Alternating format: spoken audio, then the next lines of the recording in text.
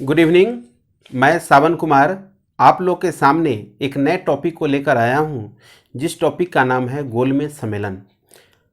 परीक्षाओं में अक्सर इस चैप्टर से एक प्रश्न निश्चित तौर पर रहते हैं। आप यदि रेलवे की तैयारी कर रहे हो, एसएससी की तैयारी कर रहे हो या बीपीएससी या किसी भी स्टेट लेवल कमीशन की, तो इससे एक प्रश्न जो है निश्चित तौर पे आते हैं और प्रश्न काफ़ी साधारण रहते हैं।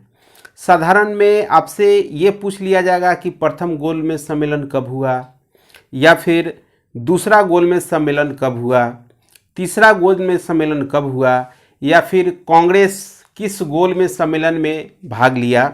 मुख्यतः इसी तरह के प्रश्न होते हैं। ज़्यादा गहराइयों में इस चैप्टर से प्रश्न नहीं पूछा जाता है, लेकिन आप यदि थोड़ा सा मेहनत इस चैप्टर पे कर दें, यानी ज़्यादा नहीं, आधे से 1 घंटा, जिस तरह से मेरा ये नोट्स बनाया हुआ है, आप भी इसी तरह से नोट्स बनाकर 1 से 2 बार रिवीजन कर लें।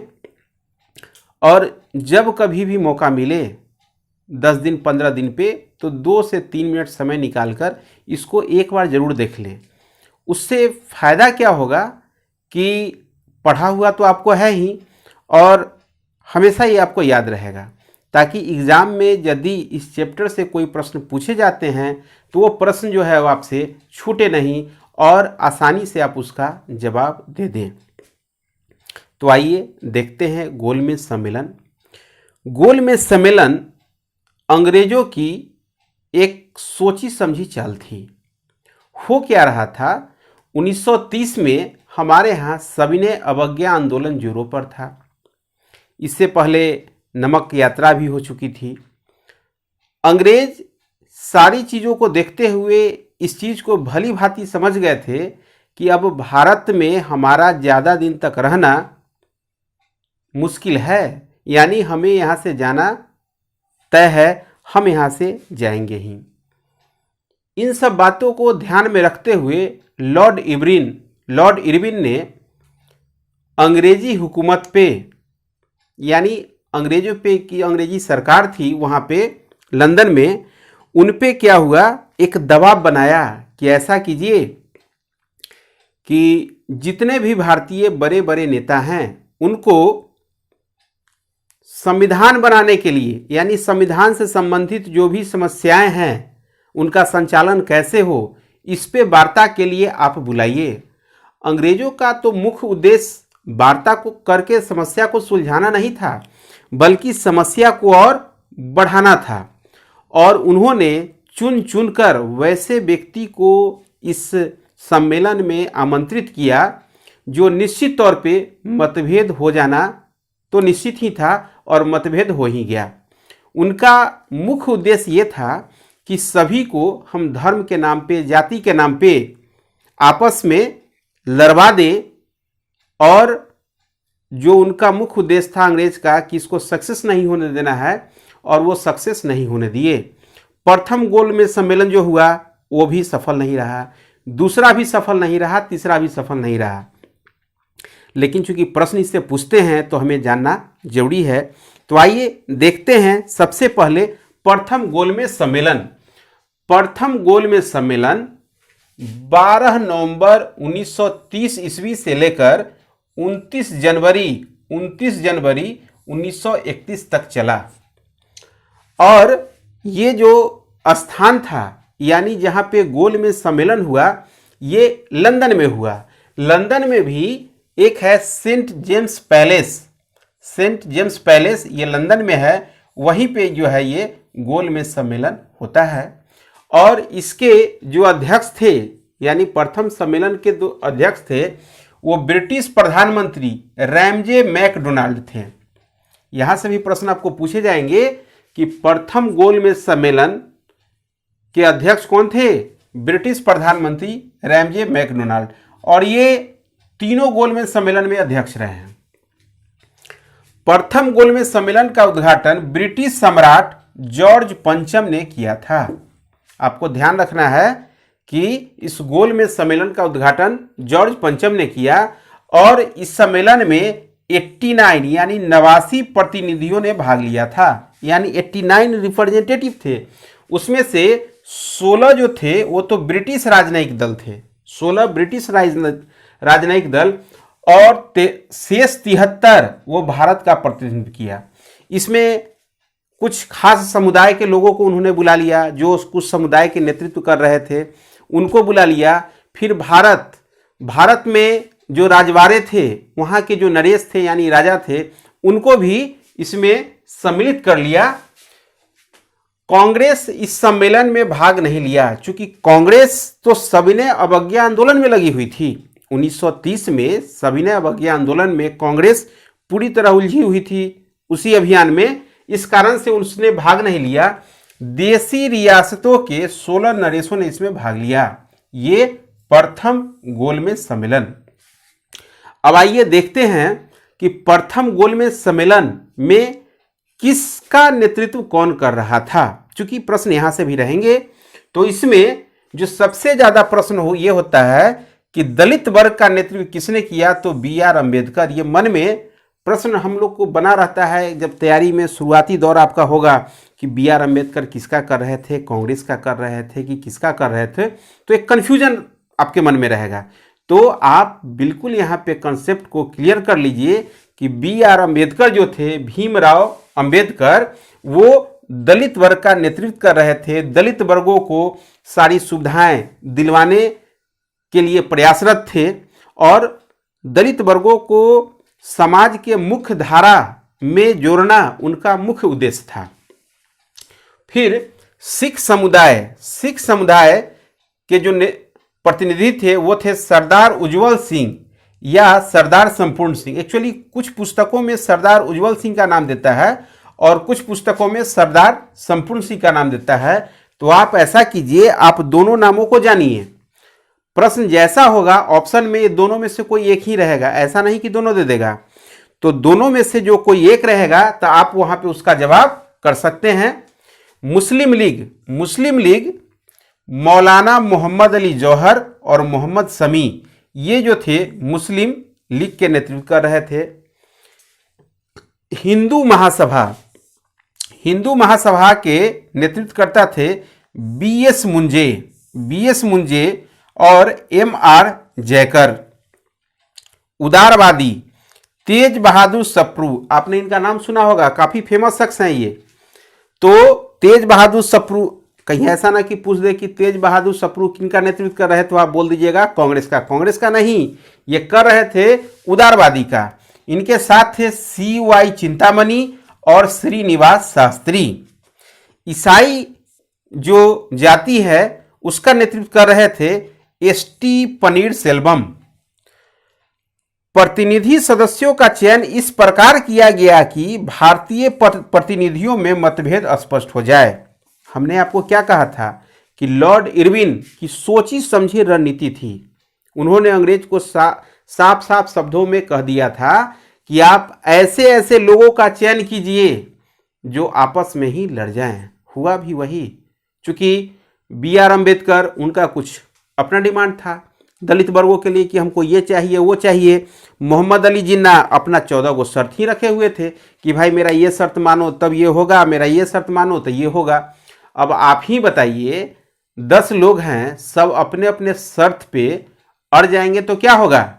ज़्यादा जोगी जहाँ पहुँच गया तब मठ तो उजड़ ही जाएगा ना। वही हुआ भी, चूँकि अंग्रेजों की ये प्लानिंग थी कि इनको सक्सेस नहीं होने देना है, मतभेद उत्पन्न करवा देना है, उन्होंने करवा दिया। फिर देखते हैं कि जो दूसरा गोलमेज सम्मेलन होता है इसमें कांग्रेस आती है और इसमें कांग्रेस का नेतृत्व महात्मा गांधी कर रहे हैं। तो आयोजन वर्ष था 1931 से लेके 7 सितंबर 1931 से लेके 1 दिसंबर 1931। आपको 3 डेट याद रखिएगा, 1930, 1931 और 1932। यहां से आपको सीधे सीधे प्रश्न पूछ लिए जाएंगे कि प्रथम गोलमेज सम्मेलन कब हुआ, तो 1930, दूसरा 31 और तीसरा 32। तीनों लगातार है और तीनों लंदन के जेम्स पैलेस में हुआ।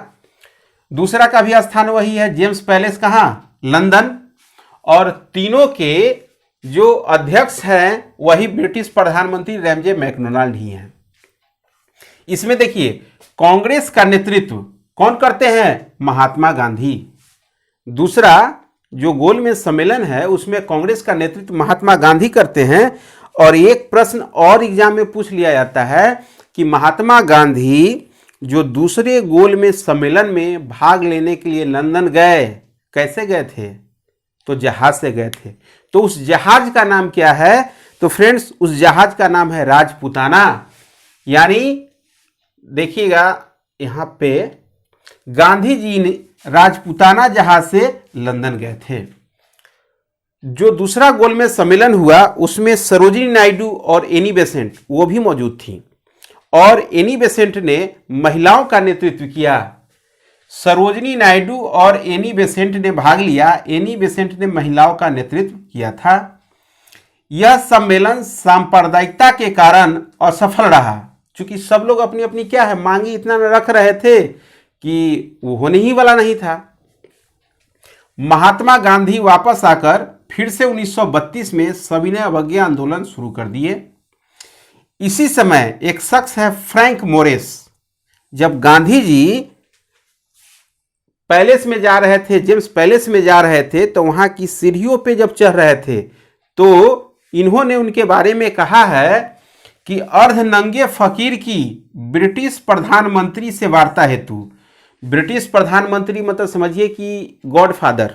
ब्रिटिश तो अपने आप को भी गॉडफादर समझते थे, और वहां के प्रधानमंत्री और उनसे कोई फकीर मिलने जाए तो गांधी जी के बारे में इन्होंने कहा, अर्धनंगे फकीर की ब्रिटिश प्रधानमंत्री से वार्ता हेतु सेंट जेम्स पैलेस की सीढ़ियां चढ़ने का दृश्य अपने आप में अनोखा एवं दिव्य प्रभाव उत्पन्न करने वाला था। ये गांधी जी के बारे में फ्रैंक मोरेस जो है ये उनका कथन है। इनका आंखों देखा हाल था।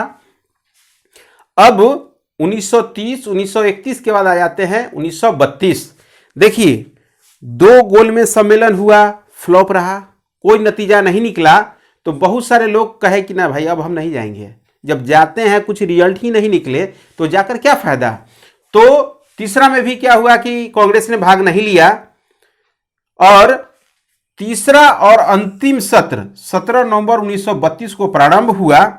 मात्र 46 प्रतिनिधियों ने इस सम्मेलन में भाग लिया, क्योंकि सब जाने के तैयार ही नहीं था, क्योंकि अधिकतर मुख्य भारतीय प्रमुख इस सम्मेलन में मौजूद नहीं थे। ब्रिटेन की लेबर पार्टी और इंडियन नेशनल कांग्रेस ने इस सत्र में भाग लेने से इनकार कर दिया। ये बोला कि जब हम आए कुछ हुआ ही नहीं, फिर क्यों आए, कुछ होने का उम्मीद है नहीं है। गांधी जी बोले कि भाई हम भाग नहीं लेंगे, क्योंकि उस समय गांधी जी ही सर्वेसर्वा थे। गांधी जी बोल दिए हाँ मतलब पूरा भारत हाँ, गांधी जी बोल दिए ना तो हर कोई क्या है ना। मतलब एक जन समुदाय जो था वो गांधी जी पे पूरा भरोसा करती थी।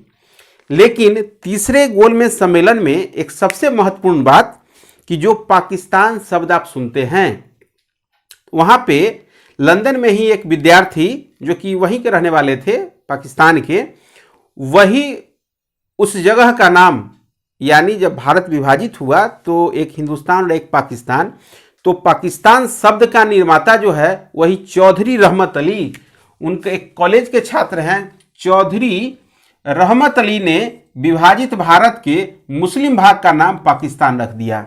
पाकिस्तान का अर्थ होता है पवित्र भूमि, लेकिन वहाँ के जो अलग अलग स्टेट हैं, प्रांत हैं, सबसे एक एक वर्ड लेकर इन्होंने पाकिस्तान शब्द का सृजन किया। जैसे पंजाब से उन्होंने पी को लिया, अफगान से ए लिया, कश्मीर से की लिया, सिंध से स, बलूचिस्तान से तान, बन गया पाकिस्तान। बात समझ में आई कि पाकिस्तान कैसे किए। पंजाब से उन्होंने पी लिया है, अफगान से ए लिया, कश्मीर से की लिया, सिंध से स लिया, बलूचिस्तान से तान लिया, और इस तरह से बन गया क्या पाकिस्तान। तो पाकिस्तान शब्द जो दिया गया है वो एक स्टूडेंट चौधरी रहमत अली, ये नाम आप ध्यान रखिएगा। जिन्ना जी इस सम्मेलन में भाग नहीं लिए थे। हमने आपको पहले ही बोला कि बहुत सारे लोग, चूंकि अंग्रेजों का उद्देश्य था कि सांप्रदायिकता के आधार पे फूट पैदा करना, उन्होंने फूट पैदा कर दिया। तो एक दो में तो कुछ हुआ नहीं, तो तीसरे में तो बहुत सारे भाग ही नहीं लिए। आपको एक चीज जानकारी होगी कि जो हमारा संविधान बना उसमें भारत शासित अधिनियम 1935 उसका बहुत बड़ा योगदान है। यानी जो संविधान बना है उसमें बहुत सारा हिस्सा भारत शासित अधिनियम को एज इट इज उसमें क्या है कॉपी पेस्ट कर दिया गया, यानी उठाकर रख दिया गया है। तो तीनों जो सम्मेलन हुए थे 1930 में, 31 में, 32 में, सितंबर 1931 से मार्च 1933 तक सैमुअल होरे के पर्यवेक्षण में प्रस्तावित सुधारों को लेकर प्रपत्र बनाया गया, जिसके आधार पर भारत सरकार 1935 का अधिनियम बना। यही तीनों मीटिंग के आधार पे वो जो भारत शासित अधिनियम 1935 बना। एक प्रश्न और है कि बीकानेर के महाराजा गंगा सिंह ने तीनों सम्मेलनों में भाग लिया। तो गोलमेज सम्मेलन से जितने भी मुख्य बातें थी वो सभी आपके व्हाइट बोर्ड पे है। आप चाहें तो इसका स्क्रीनशॉट ले सकते हैं और इसे एक से दो बार आप रिवीजन करें। यकीन मानिए यदि आप थोड़ा थोड़ा ही अगर मेहनत करेंगे, लेकिन टॉपिक वाइज हर टॉपिक को लीजिए और अच्छे से उसका अध्ययन कीजिए, और जब आप सेट बनाते होंगे या एग्जाम देंगे तो देखेंगे कि इस टॉपिक से बहुत सारे प्रश्न आते हैं। तो फ्रेंड्स, यदि आपको यह हमारा वीडियो पसंद आया हो तो आप इसे सब्सक्राइब, शेयर और लाइक जरूर करें। साथ ही कमेंट अवश्य करें और हमें यह सुझाव दें कि आप लोगों को किन किन टॉपिकों पे वीडियो चाहिए या कंसेप्ट नहीं बन रहा है। मेरा बिल्कुल प्रयास रहेगा कि मैं सारे टॉपिक पे वीडियो बनाऊं और आप सबको का जो कंसेप्ट है उसको क्लियर करूं, ताकि आप लोग जो है अपना एग्ज़ाम अच्छे से निकाल सकिए। जय हिंद।